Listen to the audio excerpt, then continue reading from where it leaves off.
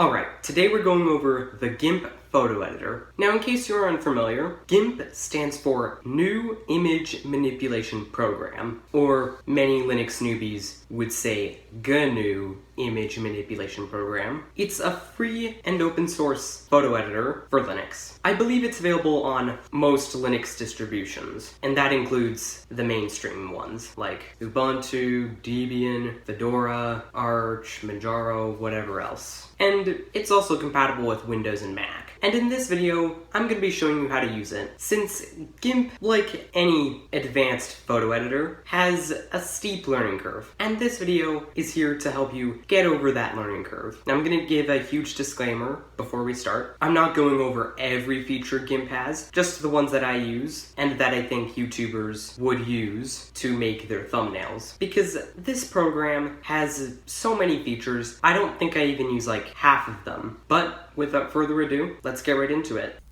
Alright, so this is the interface of GIMP. First of all, let's get this out of the way. In most cases, you'll want to select this brush. By the way, these are called brushes. You can, of course, play with these on your own time. Now, these are the colors that are selected. By default, black is the foreground color and white is the background color. But let's say we wanted to change the foreground color to red. By the way, the foreground color is what GIMP will use most often. So, in most cases, you can really just completely ignore the background color and only worry about the foreground color. So, let's say we want to change this to red. We just drag it up to red here, and we can of course use this slider to change it to other colors, and then once we're satisfied we can just hit OK, and now we're on red. And you can of course click this or press D to reset the foreground and background colors. And you can also click this or press X to switch the foreground and background colors. But anyway, let's talk about getting some image editing done. So first, we want to hide these docks. These are called docks, by the way,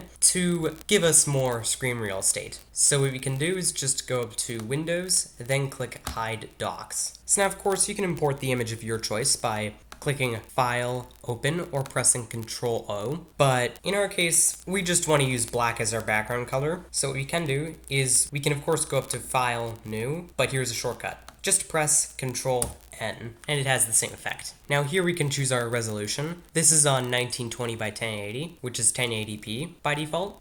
But you can, of course, choose any one of these templates. I'd scroll all the way down to here and just stick with these three, at least for YouTube video thumbnails. But anyway, I just like to use this, because especially for YouTube thumbnails, resolution doesn't really matter, though it should be at least 1280 by 720 or 720p. But anyway, now we can go to advanced options, and under fill width, we want to change background color to foreground color to make it our foreground color. And you of course want to make sure your foreground color is the color that you want. Then click OK, and of course you can play with these on your own time. And now we have our black background image. So first of all, let's start with the most basic feature called the paint tool. And actually, we're already on the paint tool, but assuming you're not, you can just go up to Tools, Paintbrush, or press the P key. But anyway, let's get our docks back by going up to Windows and clicking Hide Docks to show them again. And let's say we want to use red paint. So what we can do is just change our background color to red again. And this brush is what you'd want in most cases. If it doesn't fit your specific use case, you can always change it here. For example, you want a softer red, you can choose a softer brush. And especially if you're a beginner, I'd highly recommend sticking to just these 4 circular brushes. And you can change the size right here. Let's actually make this bigger. You can get a finer control by using your keyboard. Let's just do 100. There we go. And let's hide our docks again.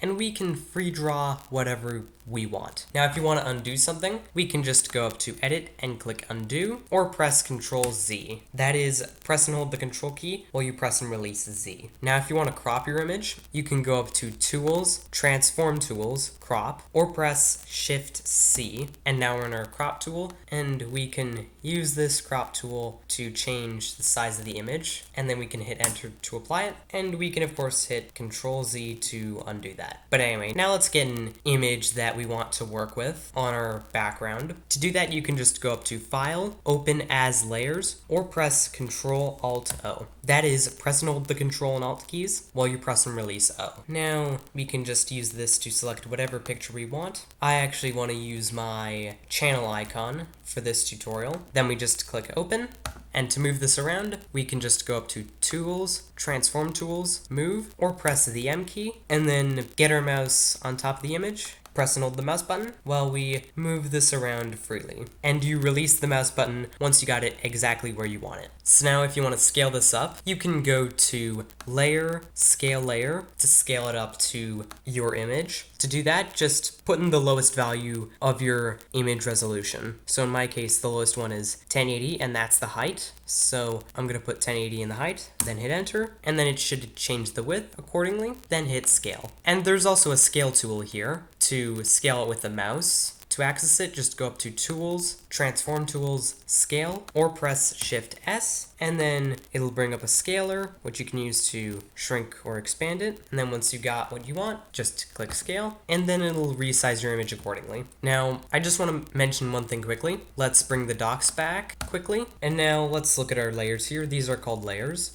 We can use them as to select our background or our foreground. Now, why this is important is the tools in GIMP will work with whatever layer is selected. So you want to make sure that the layer that you want to work with is selected at all times. But anyway, let's hide our docks again. And now let's say we want to remove the background on this image to put the foreground on a different background. In this case, a black background. Just go up to Layer, Transparency, and click Add Alpha Channel. And now we can get our eraser tool by going up to Tools, Paint Tools, Eraser, or pressing Shift E. And then we can resize this just like our paintbrush tool. Let's just pick a good size quickly. A huge size works fine just to get like the outsides of it quickly. And by the way, you'd press and hold the mouse button to do your edits.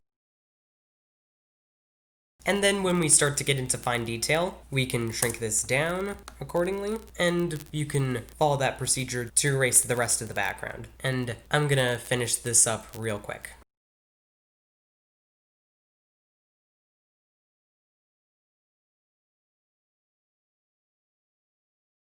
Alright, the end result should look something like this. Now, I'm gonna give you some advice that'll probably save you a lot of time down the road. Unless you are a professional photo editor, don't worry about little imperfections, especially for YouTube video thumbnails and social media profile pictures, because nobody is gonna notice them. Especially if the final result that the viewer sees is small, because addressing those minor imperfections will take a lot of time and won't really improve the result that much, at least in my opinion. But again, if you want to undo any edit, you can of course press Ctrl Z, and to redo an edit, just press Ctrl Y. And I'd also get in the habit of letting go of the mouse button once in a while, especially if you're getting into fine detail, just so that way if you make a mistake, it's a lot easier to undo it. But anyway, now let's say you want to add text to your image. You can just go up to Tools, Text, or press the T key, and then click anywhere on your image, and you can size this however you want, and then you can type whatever text you want in this box, and then you can press Ctrl A to select all the text and make it bigger so that way everyone can see it. And you can change the font here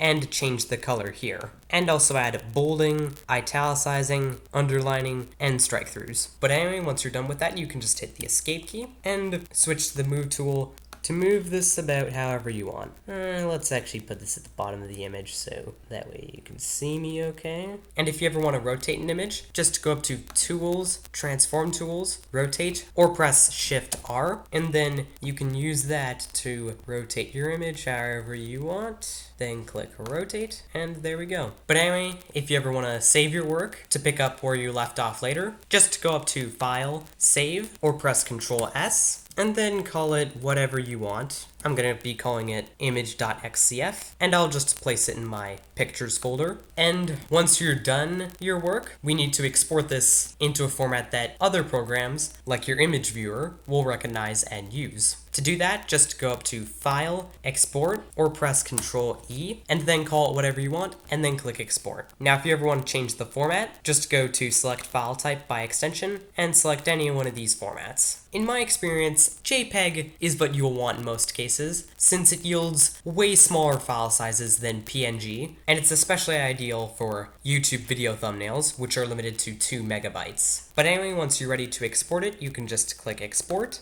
And you can play with all this on your own time, then click export. Alright, now let's close out of GIMP and look at our image. And there we go. This is the image that we just made in GIMP. And that was a tutorial on how to use GIMP. So thanks for watching. If you liked this video, found it was helpful, hit the like button, share this video with your friends, subscribe to the channel, and leave a comment.